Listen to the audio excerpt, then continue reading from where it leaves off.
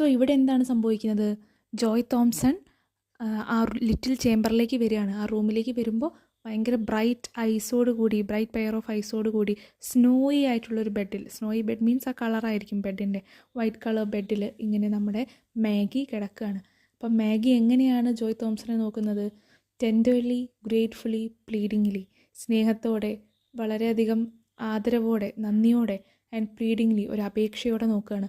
ആ കുട്ടി അങ്ങനെ നോക്കുന്നത് കാണുമ്പോൾ he is feeling something in his heart. ഒരു ഹാർട്ട് ബീറ്റ് കൂടുകയാണ്, ഇമോഷണൽ ആവുകയാണ് ജോയ് തോംസൺ.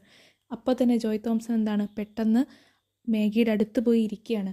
ആൻഡ് പറയുന്നത് എന്താണ്, ഇത്രയൊക്കെ പ്രശ്നങ്ങൾ ഉണ്ടായിട്ടും, അമ്മ മരിച്ചുപോയി, സഹോദരങ്ങളില്ല, എന്നിട്ടും ആ കുട്ടിയുടെ ഫേസിലുള്ള ആ ഒരു ചൈൽഡിഷ് സ്വീറ്റ്നെസ് ഇപ്പോഴും പോയിട്ടില്ല.